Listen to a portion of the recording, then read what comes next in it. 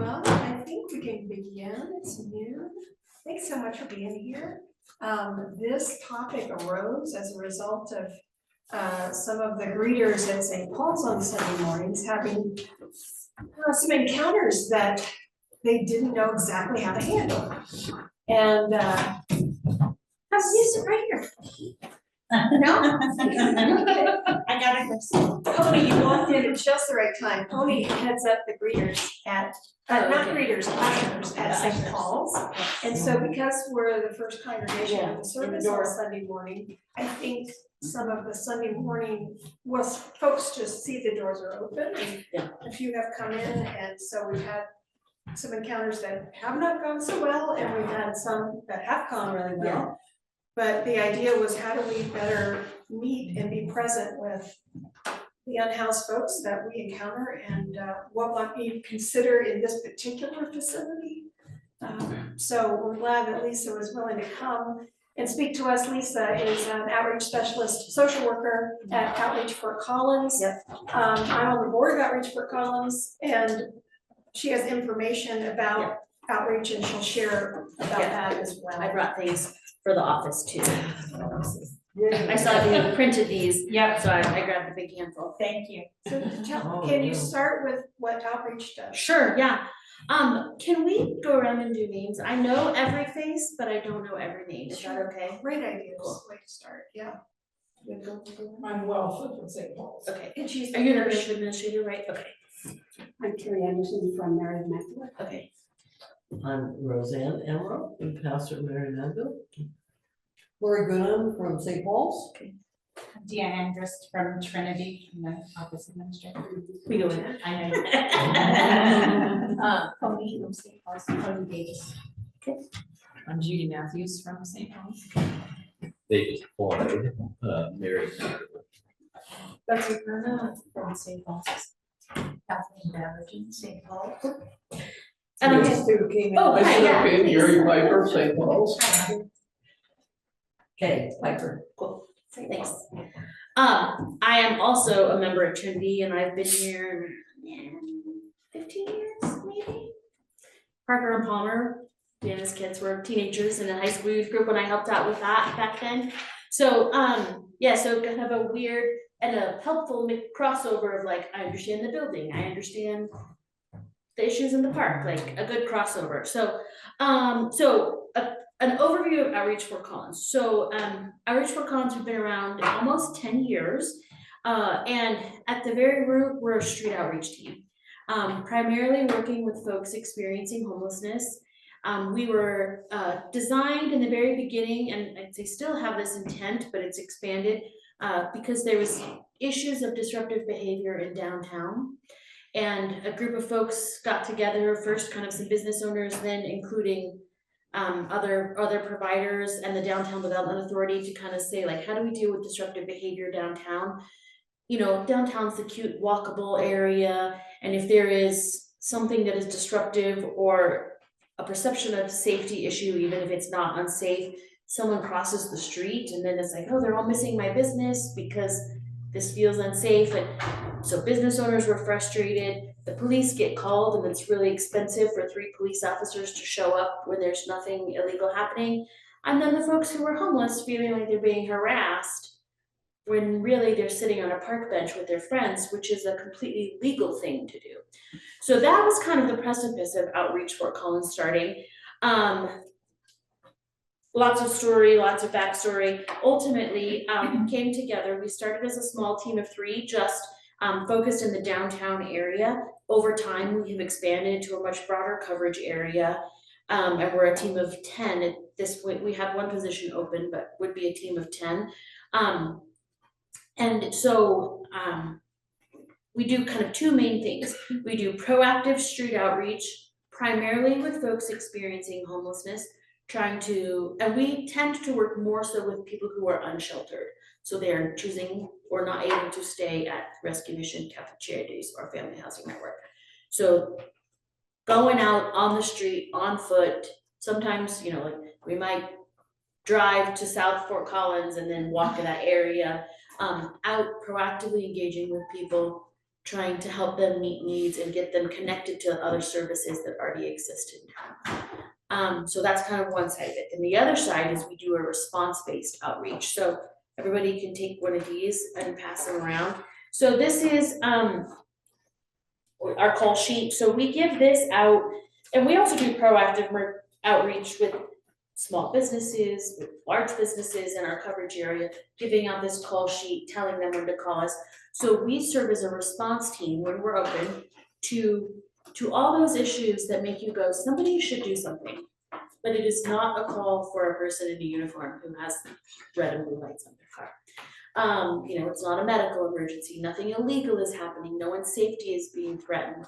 But we have seen it, we have seen somebody who appears to be experiencing a mental health crisis, or they're yelling at somebody that we can't perceive. They are pretty intoxicated and stumbly, but you're not like, oh, I should be calling 911. And while we have served intoxicated college kids in the middle of the day in Old Town, our bread and butter is serving folks who are experiencing homelessness. So we have responded to all sorts of things, but that is the primary group of folks we're working with. So we get calls from, and I should have brought some of our data things. We have a lot on our website if you are internety. We get calls from a lot of small businesses. We get a lot of calls from city parks departments. There's lots of city buildings in the downtown area that are often seen as public spaces, but they're also not intended for all day hangouts. We get calls from quite a few churches. We are also dispatched by the police department. So if you call 911 or the non-emergency number and say, oh, this guy looks kind of sick on a bench, he's been there for an hour, unless there are other big signs, they'll likely send us to kind of screen it and check in, because again, it's really expensive for a fire truck, an ambulance, and a police car to show up. And then in turn, what does that make them later for if there is a real emergency that they need to be at? So they often will dispatch us to calls that are appropriate for us. So that is the very long elevator speech. The map is kind of small in the back, but basically we cover the college corridor north to south. So from the North King Supers all the way down past Harmony, kind of down to that big natural area down there. And then a pop out to the east around the LeMay and Mulberry, Home Depot, Walmart area, also that area. We have visions that in the probably not super distant future will be citywide. We're not there yet. But so we are often able to respond outside of our coverage area. It just depends on our staff coverage. So Fridays we're a little bit lighter, so going outside of our coverage area is harder. But if you called on a Tuesday where everybody's in, and we likely can go outside of our coverage area. Might not be as quick of a response, but we'll do our best to do that. So, and a lot of times that looks like we work closely with the police department, so they might be out. A regular ongoing example is at the park and rides on the interstate, and they're like, hey, there were some people out here, I'm like, they could really use some connection support, so we'll go out there for that. It really depends. We go out of our coverage area for all kinds of reasons, but if we can, we are willing to do that.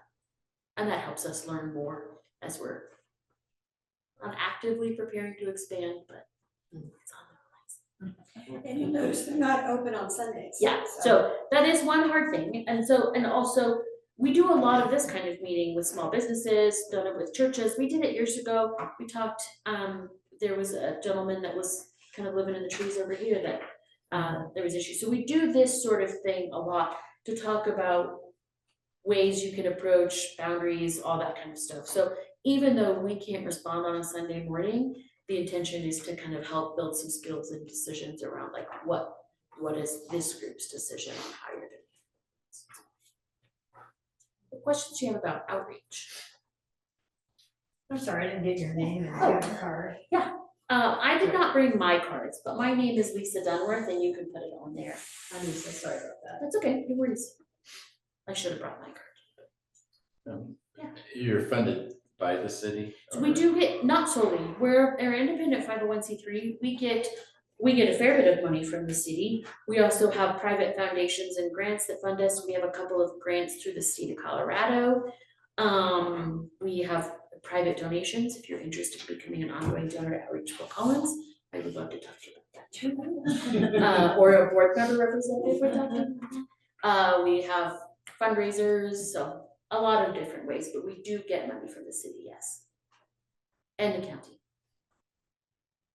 So is your primary area based on where you feel you can serve with the staff you have now? So Is that the only reason for it? Yes and no. So our initial coverage area was issues in downtown, and that's how we kind of got launched. When we expanded, it's kind of like, you know, there's probably other people as leaders who would have been like, we're going citywide now, we'll figure it out. We've been a little more methodical. We have based both of our expansions based on where there's super high or the highest levels of call volume through to the police department and through PFA stuff too. For calls related to folks who are experiencing homelessness. So we were able to map like where your highest call volumes and then eliminate like, oh, we knew one was, it was like, and I guess it was just highest call volume period. We were able to eliminate things like, you know, nursing level of care, like that's not a thing we're responding to. So we were able to do some elimination, so base our response areas on where the high calling volumes are. Okay. And without a doubt, there are people experiencing homelessness at Overland and Shield, or Overland and Elizabeth, right? Like we know there are people outside of our coverage area. We have built our expansions based on like where we can have the most impact and the most sustainable impact. Okay. So, because there's no way we could have done a good job initially doing a citywide outreach with 3 people, where we're trying to build trust. Because, you know, the beauty of like being able, when we go on a call for response, can't guarantee it, but our hope is that we're gonna be much more effective because we have trust and relationship with the person we're getting called on. So if we show up and, you know, Bill is screaming and yelling and like, you know, he knows us, he trusts us, we can engage, we can hopefully make some change in that way, so. How do you build that trust? Repeated contacts, showing up when we say we'll show up, helping them meet needs. Just the same way you build a friendship with your new neighbor, or, you know, it's just continuing to show up.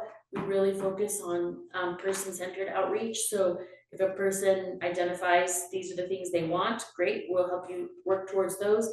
If someone says, get away from me, I don't wanna talk to you, we respect that, because that is their space and their home in many ways, and so and continually show up, and just sometimes it's like a teeny little millimeter at a time. Homeless people are really getting to know you. Yeah. Oh, great. I got to go on a walk along with Lisa and someone, I can't remember any who other else it was. outreach team member, but they were called and we went and there was a gentleman there and they knew who it was and began to engage with him, and yeah, I saw the respect and the trust that was already built. And then sometimes we show up on calls where we don't, and so we are, you know, don't want to sneak up on people. We're pretty like, hey, from far away, hey, it's Outreach Fort Collins, your street outreach team, just checking in. So we don't want to surprise anybody, right? And then we come at it from a place of non-judgment and openness, and so sometimes it doesn't work. Some people forever are like, no way. And we'll still show up and be present and try to be a face that they recognize and hope that someday it pays off. So do you get calls, like from the public, or is it always from the police? Yeah, no, we get tons of calls, and on our website, you can see kind of a breakdown of who calls us. We get calls a lot from businesses who are feeling those impacts.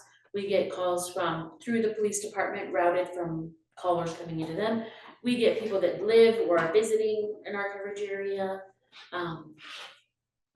city staff, yeah, parks rangers, parks employees, all kinds of things. Just with regard to specifically this venue, and maybe you're going to be going into, here are some protocols. Yeah.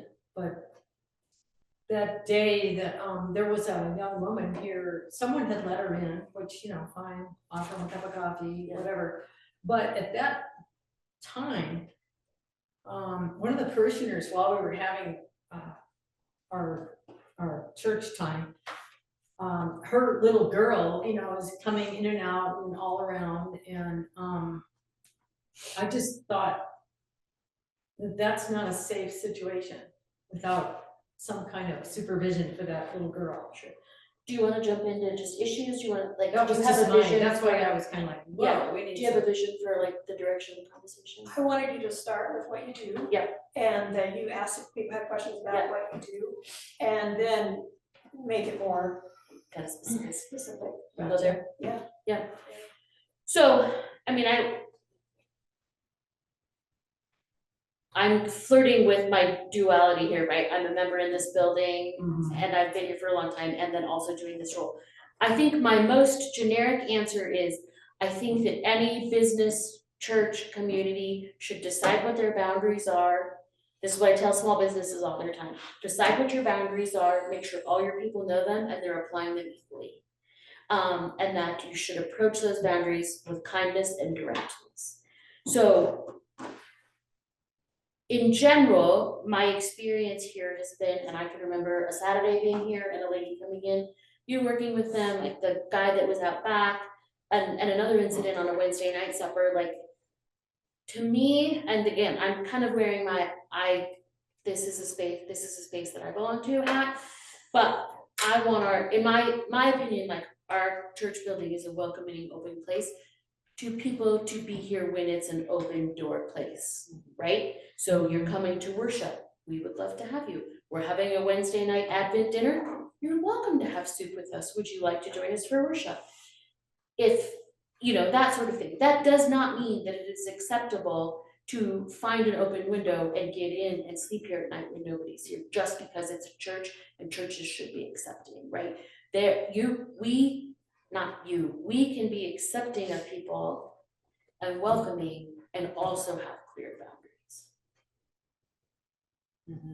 So I don't know that situation. To me, if a person comes in on a Sunday morning and like whatever it is they're asking for, well, on Sundays, you know, we have worship, one church at 8, 9, one at 10:30 and one at noon, 12:30. 12:30. Sorry. Those are times that you are welcome to join us. If you'd like to join us for our Sunday school hour, that happens at these times. But we're not just an open, like, hanging space. What do you all think? I'm not Pressure pressured. is needed. Yeah.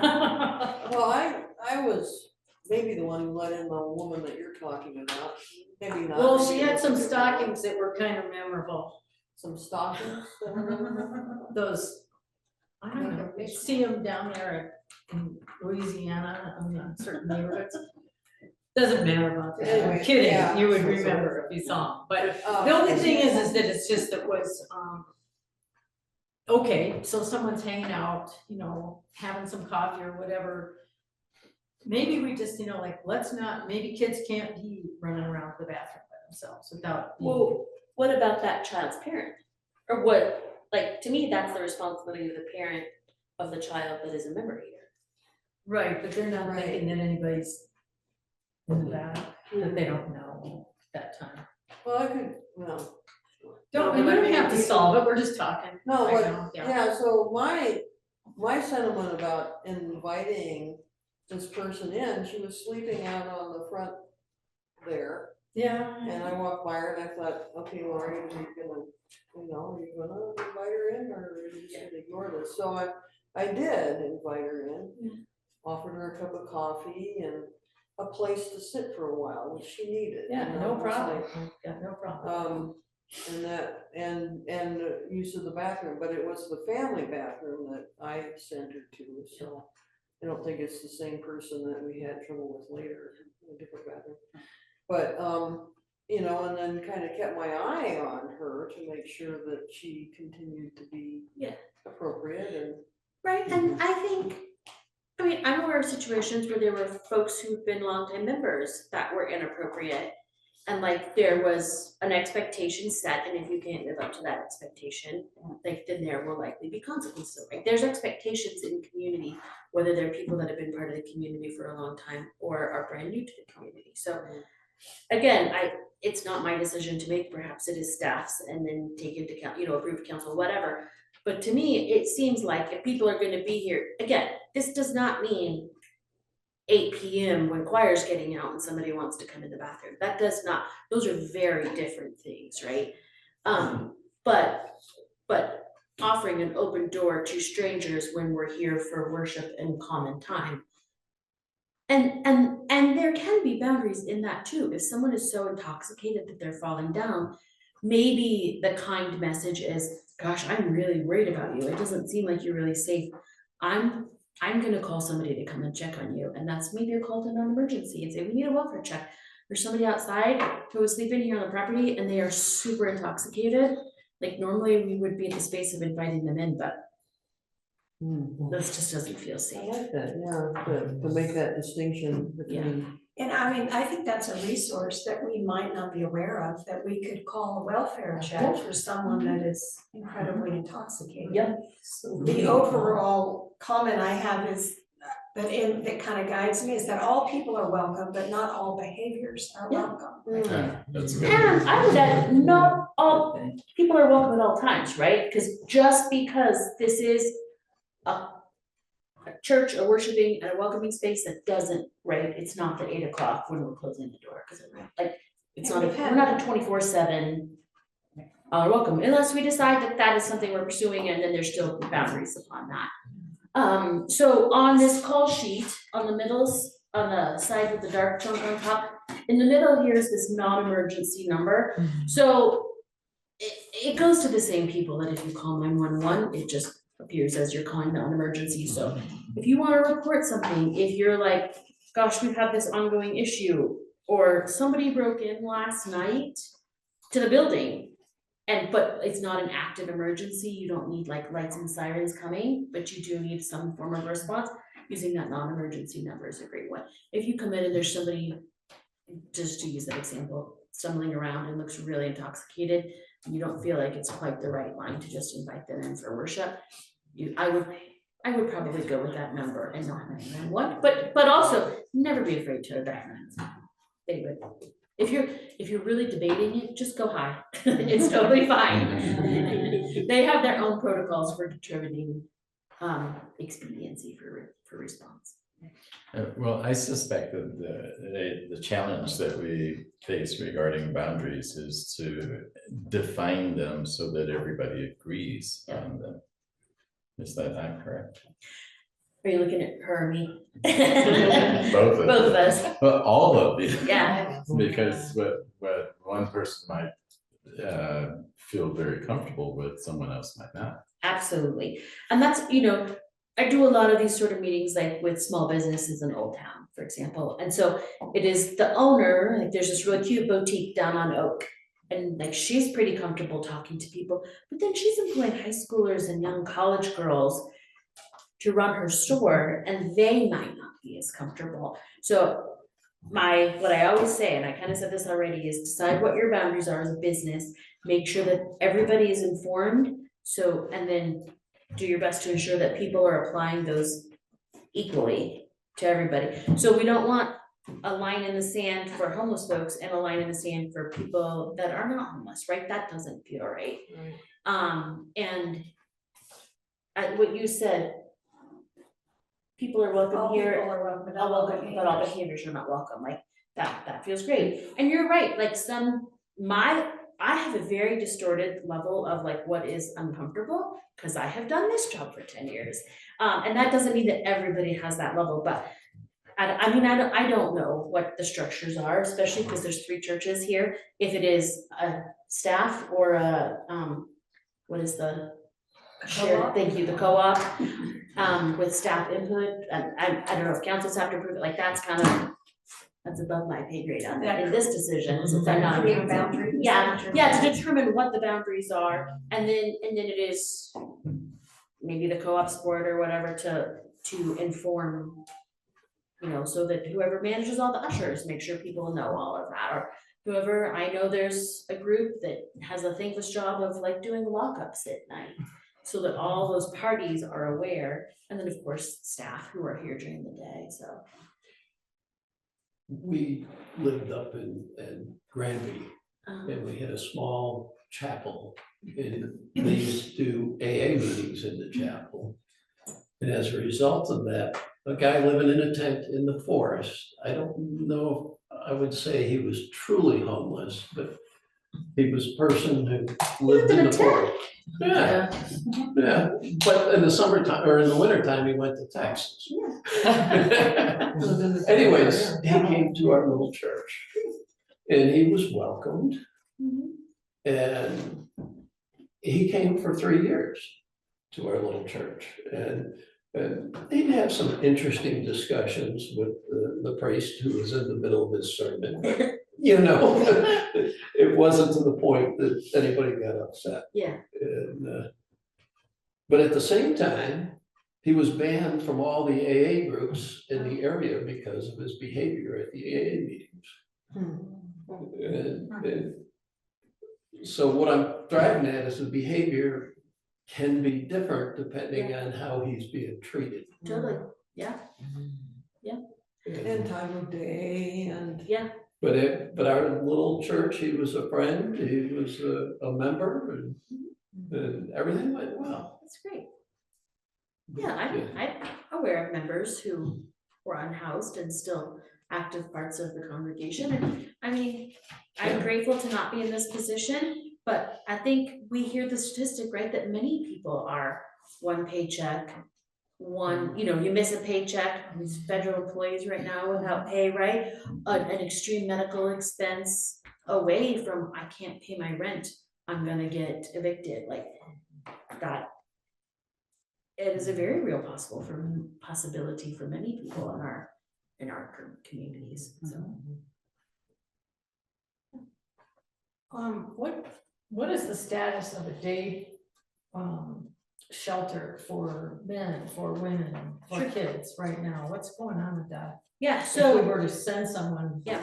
Somewhere. Well, I brought these, you're welcome to look at them and then we'll leave them with, well, you can take one, there's plenty more where they came from. So this is the homeless resource guide, this is something that we primarily put all the legwork into creating. So I'm gonna start with night shelters because that informs what I'm gonna say about day shelters. So we have 2 primary shelters in Fort Collins. Catholic Charities primarily houses women and families. They do have a small portion of beds for men who are in the program, but not overflow. And then that's up by across the street from New Belgium. And then the Fort Collins Rescue Mission, they shelter men. And then, of course, we have Family Housing Network, which shelters families in churches. Do we still host or has that ended because of the fire law? Right. Okay. So they shelter in churches 3 to 4 families at a time, right? Yep. So those are the overnight shelter options. During the day, Catholic Charities, folks who are in their program, they can stay there during the day. Family Housing Network has some day shelter space for families who are in their program. And I'm guessing many of you heard that there was a fire at the rescue mission at the end of August. Until that point, males who were in their program at rescue mission could stay there during the day, but because of their temporary location, they cannot. And then for everybody, I think kids are allowed in the building, though it's not probably a great environment for children. The Murphy Center is an option. Currently, they are only 8 a.m. till I think 11:30. Yep, that's what it says. They have just announced that starting, I think November 1st, and through at least next December, they have some additional funding, so they're gonna be open all day for day shelter. So 8 to 5 every day. Every day? Yeah, well, Monday to Friday. Do you know how many people they can accommodate? I have heard something like the building was designed thinking it would have 50 to 60 people through it a day, and I bet you they see 200 a day through there. I'm sure those stats are on their website, don't quote me on it, but it is, we were there this morning for a meeting and then checking in with a client, and if you've ever been in there, like they have a front lobby on the back, in the back half, they have like a big they call it a day room, and it's not as big as this room, it's probably 2/3 of the size, and there was probably 50 people in there. And they had another day room before, but they built a clinic, so that's not there anymore. So it's a crowded space, and there's quite a bit of outdoor space there too. So some people will go there and spend the whole day there, soon, not yet. Some people are kind of in and out, getting needs met, some people get up, go in the morning, get something to eat, put their name in for the shower lottery and then come back later for a shower, so not everybody's there all the time, but it's a busy place. A very busy place. Are there enough day, well, and night resources for the homeless, especially as we're going into winter? Definitely not night.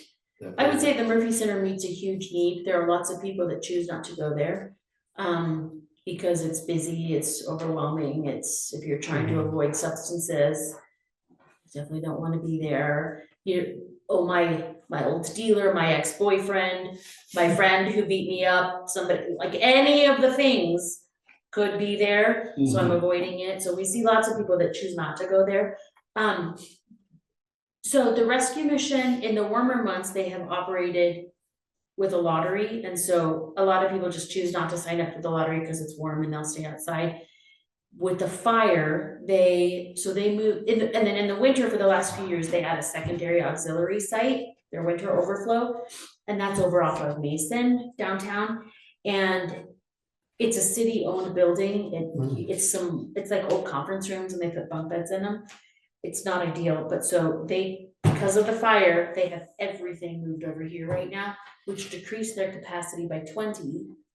And normally, on the first week of November, they would be opening that building and operating both. So come that time, I think they're turning people away every night. There's people that aren't trying to get in because they know that it's pretty full and the weather, it's cold, but it's not cold yet. They're working towards solutions. I hope they get some soon because it's gonna be pretty brutal if they're already 20 below what they were. They're gonna be like 80 below what they would normally be for winter. We just lost connection. Oh, crap.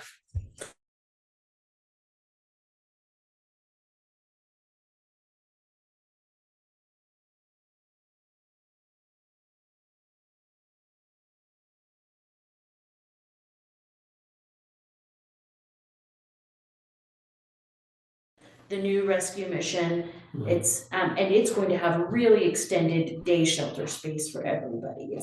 It's much larger. They planning for long into the future. So that would be a game changer. So that was already in the works. We have heard that there was still some like insurance evaluation because they're not gonna rebuild. The fire just got their kitchen and offices. I think there was some smoke damage in other places, but not unfixable. But in a meeting with the rescue mission, they're like, first off, is it a safe space?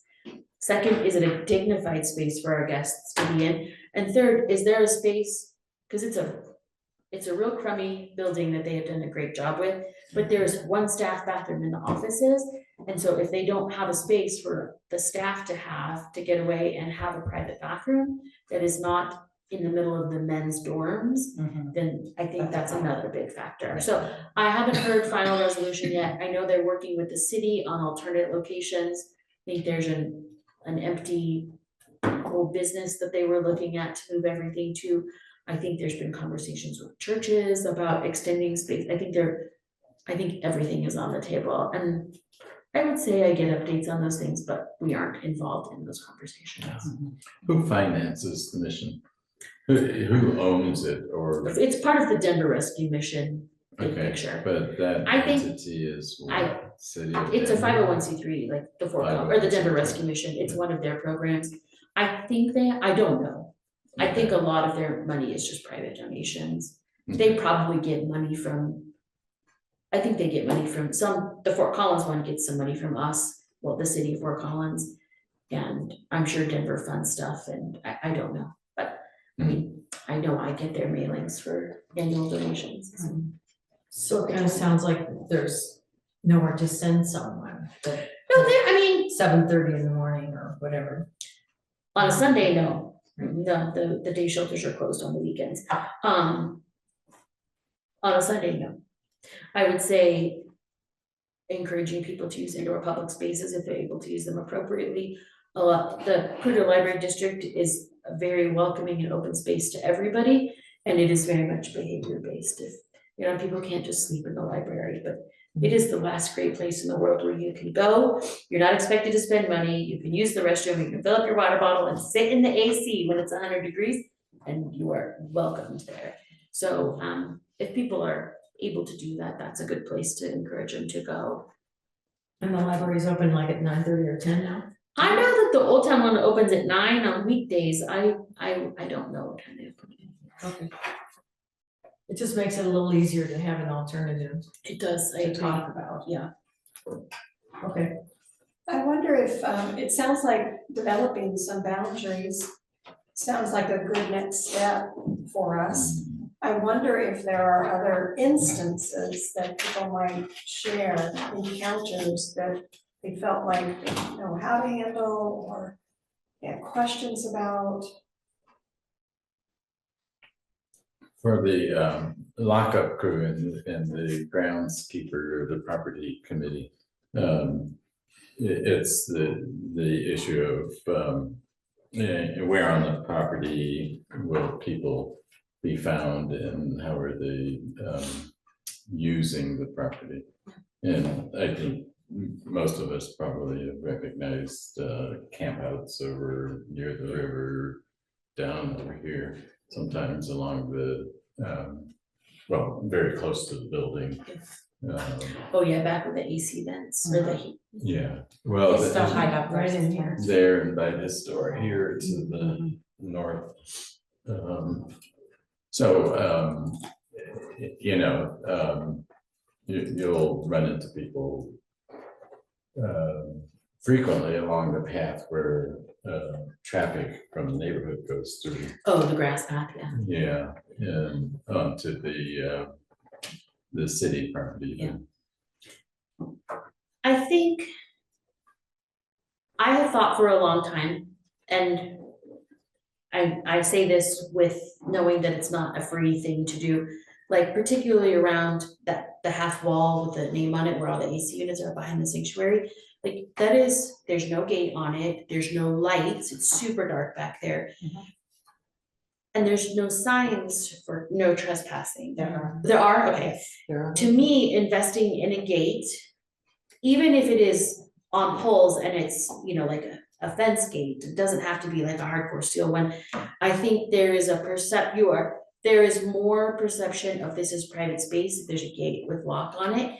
And if ever the church did decide to say, we've asked you 5 times not to be here and we're going to call and ask you to be trespassed, there is an added degree of a level of this is very clearly private because it is locked, it has a sign on it, you have broken the lock and gone in there. Like that ups the level of kind of charge and degree of trespass and sets the expectation. And if there was motion sensor lights, so any movement, and again, I know those are not free things. But I've been here at night, or been here for lock-ins, and the outside of our building is dark. And I think those can be safety things and ways to just encourage practices which you desire. I didn't quite answer your question. Well, yeah, in part you did, but as one of the property committees, what I wrestle with in my mind more than publicly is the idea of setting the boundary that this is private property, you need to move on, versus tension between that and, I want to be welcoming. Yeah. Sort of. Yeah, and I think you can do that and say hey, I'm locking the doors for the night. Do you know where the shelter is? Can I give you any information on that? I do have a flyer in my car. You're welcome to have, that's a potential. We're not an all 24/7 facility, but if you'd like to join us, on Sunday mornings, we have coffee and worship, or, in Lent, every Wednesday, we have a soup supper for everybody. You're welcome to join us, but this isn't a time where we're just open for all. And it is hard. I mean, it's a dark property that backs a park. And so there might be people sleeping around at night. And I think I haven't paid as much attention to the landscaping right now. I think stuff cut up higher, so there's less places to hide. Mhm. I think just last week we got a call, I don't know who called, but I think preschool was opening and there was somebody outside and charging a phone on an outside. Yeah. I think we often encourage businesses to lock those, and if you're okay with it, then don't. But also that is one more way of inviting people in.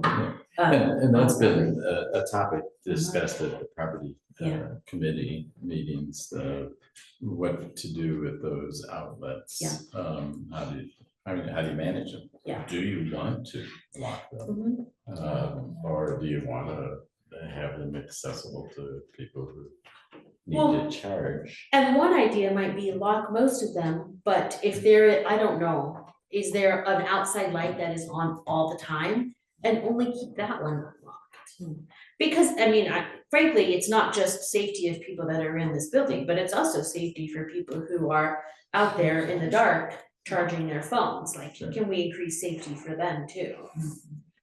So that might be something to consider, like lock the majority of them, but keep a few in key locations that are not hidden in dark corners. Cause also you don't want a staff member or a volunteer who stayed here late working or doing something, going out, like I use this door over here a lot, going out, like, I don't wanna be surprised, and I don't want to surprise a person who is trying to hide and seek shelter, because those folks are aware that they are doing is something dangerous and often prepared to defend themselves, whether it is a dangerous situation or not. Like, I'm not naive to assume that folks carry weapons too. It's not as much of, I don't think it's a problem at all right now, but at one time we had over by the big tree, findings of drug paraphernalia and Yeah. things like that, which is of course an even bigger. Yeah. issue. You can call us, we'll pick up needles. We have sharp containers and ways to do that safely and a place to dispose of them, but in the moment, and if you want a sharps container to keep in the office, I can get you one and tell you how to do it safely. They should not be going in the trash can. Got a change Oh. of topic here. Amanda's asking, is it appropriate for us to give out homeless/hygiene bags when gift cards are gone? Or does that set a precedent we do not want? I think that's a decision for probably you all who are working in the office to make. I don't think hygiene bags are gonna be like drawing people here in droves. It could be you have a supply of a variety of hygiene things, and if people want to grab, oh, I could really use some soap or deodorant, like that could be one way to do it. We did a number of years ago, I got a Thriving gift card, and this was like when it was more of a Focolu thing. We made bags that had socks, a couple granola bars, water. Everybody brought all their hotel samples, and so an assortment of things like that. That's one way lots of people like to do it, and that can be, like a Thriving gift card type of project funded, and then you have a stash of 20 or 30 of those. It's a great idea. I think like gift cards can get spread and people will be like, oh, this church gives out money or this church does. But I wouldn't be particularly concerned about it with hygiene bags. I think it's a great idea. Yeah, we have them, We have Oh, great. gift cards. Oh, and- cool. and we have hygiene bags. Great. and And you gift could put one of cards these are- in them too. Yeah. And if you're here during the day and someone is coming in and they're expressing like, and then I don't have these needs met and I'm new homeless or whatever, also say, if you'd like to, whether you want to have them sit or wait outside, whatever, I'd like to call the street outreach team. Like they come to call us. Yeah. Say, I can call Outreach Fort Collins, their street outreach team, they can come here and try to help connect you to services. That's what we do. Like, sometimes we go to the escalated calls and sometimes we go to the somebody needs information calls, so. If it's in our coverage, if it's in our open hours, call Are us. we in your coverage Yeah, area? absolutely. Alright. And back when that guy was out back, you were not, but since we expanded 2 years ago, whatever. Yeah.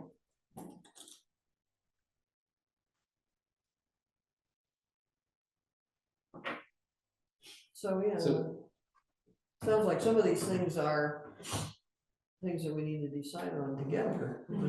We had again, back up in the mountains, a fellow take up residence in our shed out back. You're at home? Hmm? Your home shed or at the church? Church. Yeah, the church. Church shed. And took a while, but finally the priest decided to call the police department to have them removed. But that was quite an experience trying to convince them to move. Yep. And You that's, know, so we have a hard line, we don't make people move. If you have somebody that won't leave the church, you are welcome to call us and we will support you in that. We can say, hey, we'll show up, someone's sleeping in front of a coffee shop that's getting ready to open. We got a guy sleeping on the stoop, can you come? Yep, we'll come. We will not tell them to move because I have no rights to manage that space. It's not my small business. I don't work there. I have no rights to enforcement. I'm not a police officer, right? So what we will do is we will talk to the individual like, hey, where you're at, I'm afraid the police are gonna get called on you, because this is private property.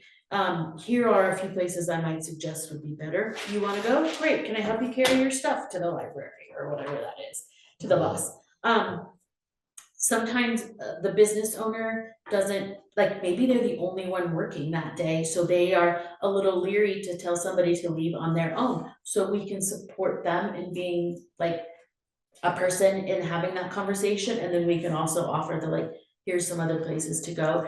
And I always tell people, I want you to approach it with kindness and very clear boundaries. So I recognize that you do not have a place to be right now, like the day shelter isn't open yet and you didn't, whatever that is. Unfortunately, you also cannot stay here. Like, I would be happy to call outreach to see if they can help you. You haven't had it, you're so tired, can I get you a cup of coffee? I'd be happy to do that, but you are gonna have to go, because we are opening the doors here in a minute, and you're in the doorway, And that could apply to a Sunday morning. Hey, we're fixing to unlock the doors, and there's gonna be people in and out. Do you have a safe place to be? You don't wanna come in to worship, that's fine, can I get you a cup of coffee? Great, you're welcome here anytime during worship, all X times in the morning. So you're very kind, but you're also very clear in what you're asking for, because that ambiguity, as we all, in all of our life situations, right? Like, you don't want the unknown, you want to know what the expectations are.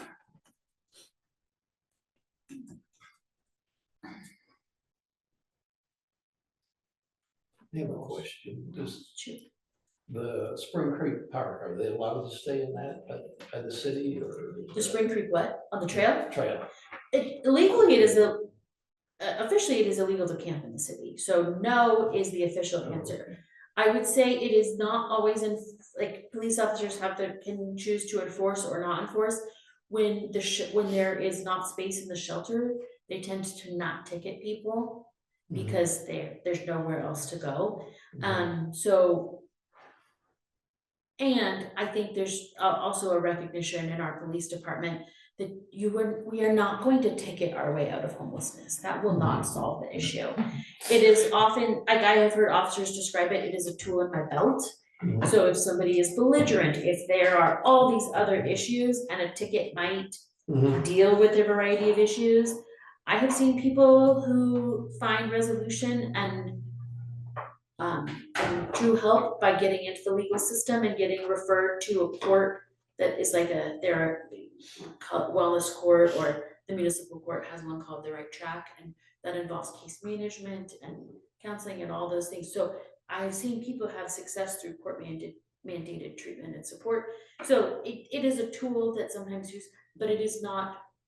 If you see someone camping and you call the police, that does not mean they're going to get a ticket or get arrested. Those do not always apply. And I know this summer there was a lot more activity in Spring Park on this property, Creekside, than there has been in the past. And all folks who refused to stay in shelter, whether there was 1 million beds available or no beds available, like they're choosing not to stay in shelter, and that is an adult choice to make. And we do our best to be engaged, to be trusted, to try to get them involved in housing systems or getting IDs or whatever, and we can't make people do things. So we try to talk about like, hey, do you want a trash bag to clean all this up? Because this is gonna get the police called. the kids are coming to preschool in 10 minutes and the preschool teachers are going to be very uncomfortable with this situation. Might we suggest that going to the park instead of the playground or whatever, you know, like all of like to do what we can to guide a decision, even though we can't tell people what to do. Have alternatives, it sounds like. Yeah. That work well. Not always. Yeah.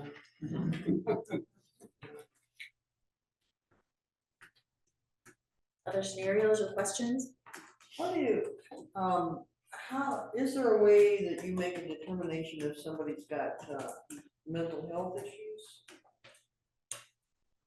I mean, I think there's lots of clues, things we look for, things we might ask, and it also doesn't matter. Like, we're gonna work with them no matter what. And be really, I used the word person-centered and like client-driven earlier.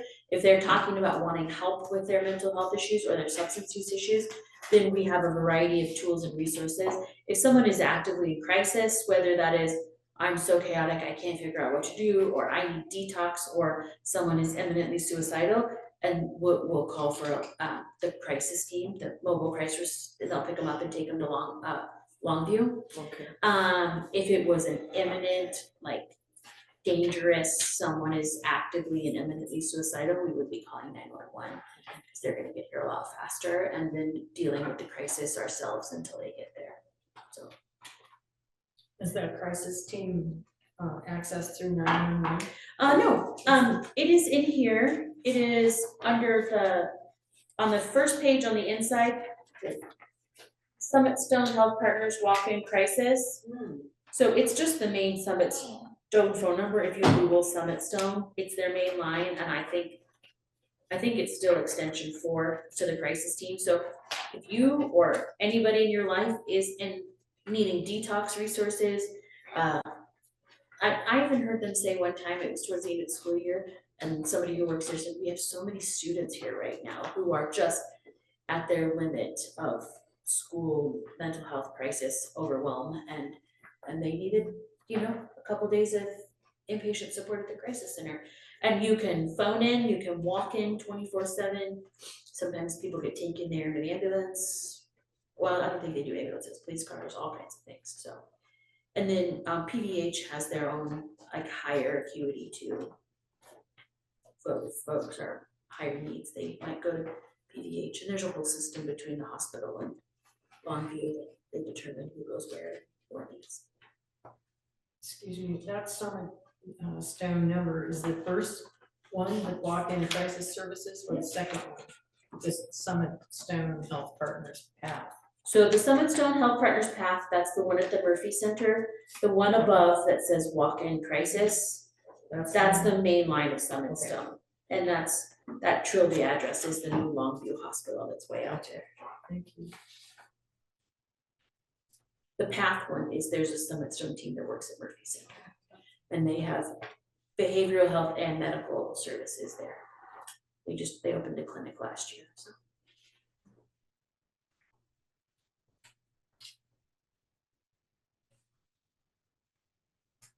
Well, personally, I don't have any problems with you letting that lady in or that person in. It's just a matter of, okay, if we've got somebody in here like that having coffee and hanging for a while, then we need to maybe be a little more vigilant about, not, sure, go into the bathroom, like, I'll So- say, Tony had mentioned a particular incident that had occurred before I came back from sabbatical. And so she asked if there could be a group of people in our congregation that served as backup ushers should a situation arise where the scheduled usher needed to be present with the person, directing them to the family bathroom, making sure they got what they need, and that way they weren't leaving their duties. Yeah. But there would be a group of people who are willing to be called upon at any time. That was one of the proposals that we've been looking at. I have a story that's gonna seem like it doesn't relate, but I promise I'll link it back. So I worked at Sky Ranch for a number of years, which is the Lutheran camp up in the mountains here. And one summer, my boss was handling this, I was not there. But there was a guy and his girlfriend that were walking around camp, and we had campers on site, so generally like just people, random people can't camp there or walk around. He approached me, he's like, "Hi, can I help you with something?" And the guy was like, "I used to work here and I was in the area and I wanted to check it out." And Joel was like, "Okay, well," and I guess in the end, the guy kind of said, "I feel like the sign says, let all guests be welcomed as Christ." And Joel was like, "Yeah, and like I got kids here, I gotta manage. And if Jesus were here, I would want to know that too." And so that I think the keeping an eye on them, like if we, and again, I'm gonna wear my I'm a member here hat. What if we treat that as extreme hospitality? And that is, yes, you are welcome here, and it is behavior based, right? We have worship starting in an hour. Do you need the restroom? I can walk you down there and show you that myself. Let me take you there. And that is, you don't want to be like creepy. But like, then as they come out, can I get you a cup of coffee?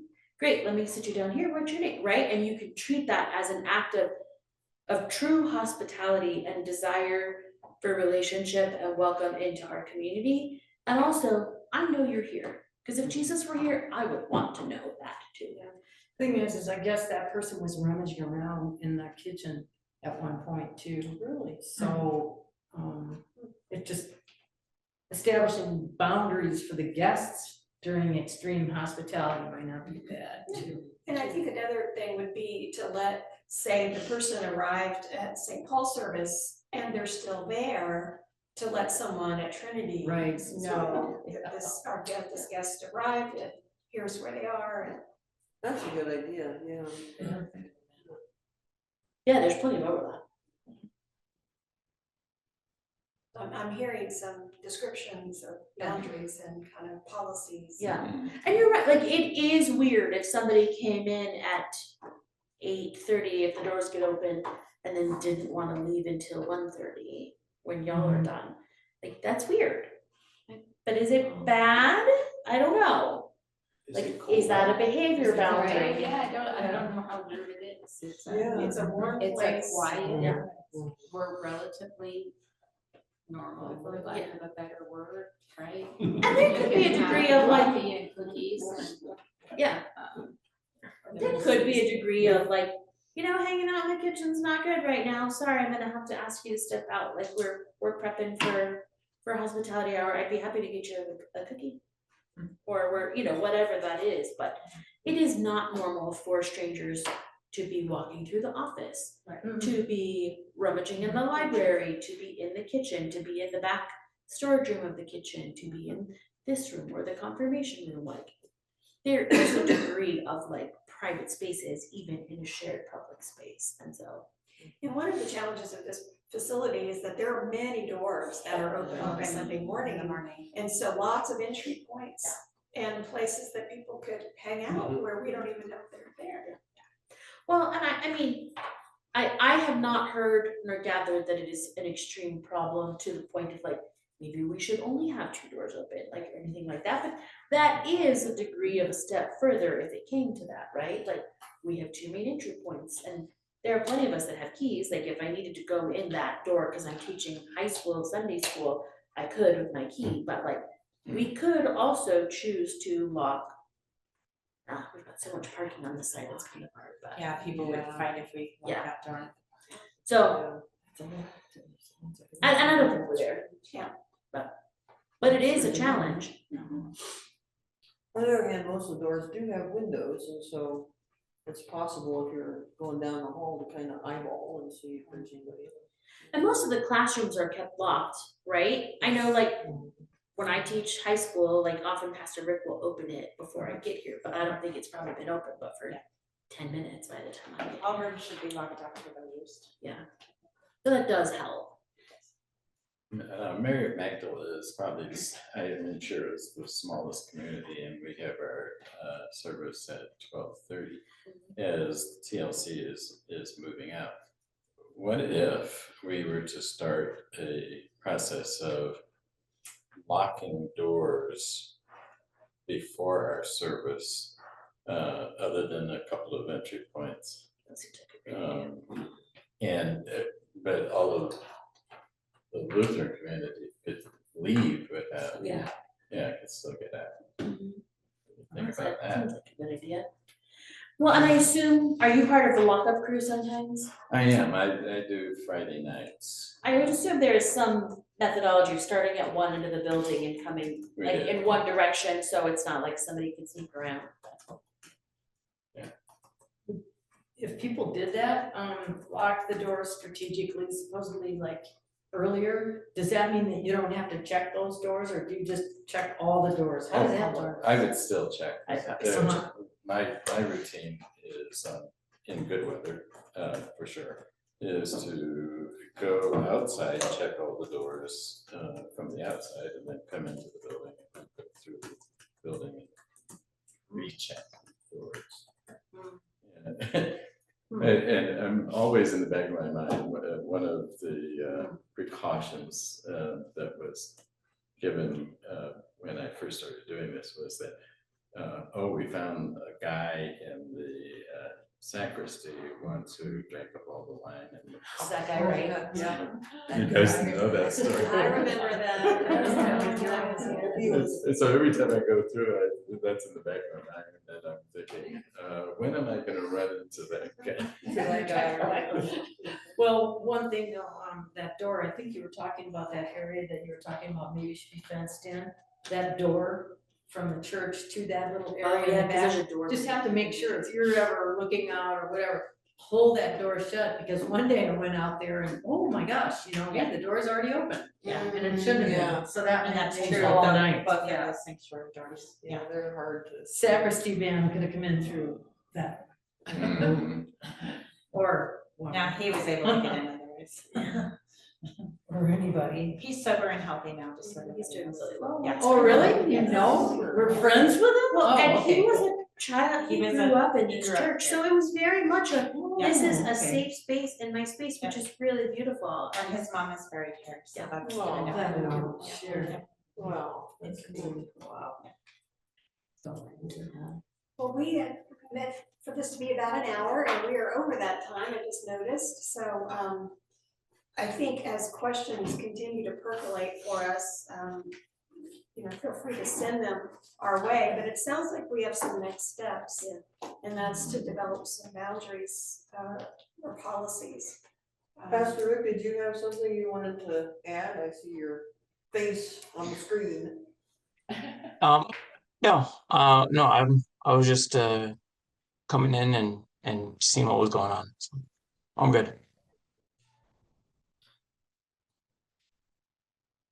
I just wanted to say, okay, fine, if someone says, hey, Betsy, can you come and help or something? I don't mind, I'm not an usher or anything, but I could just do that again. There were two of us doing that. We were missing an usher for that time, but that might be sort of step one, is like some people that wouldn't mind. And we already have a collection of them, and Yeah. you're adding your name to that, that's Yeah, fantastic. I don't have a problem with that. As long as I've got a partner in crime. Yeah. And luckily, I mean, Thanks. often when the building's open, there's a lot of people here, right? It's, Right. and if you are here working late, I'm hoping you've checked all the doors and you parked in a well-lit spot and all of those things, but. And if down the line, like, as a member or coming back as outreach, or, I mean, clearly I am both, but like, if there's a larger conversation for other people, like, we're happy to repeat this, or if it has to go to council or whatever, like, thank you for that. Thank you so much. And thank you all for showing up today. Yeah, thank you.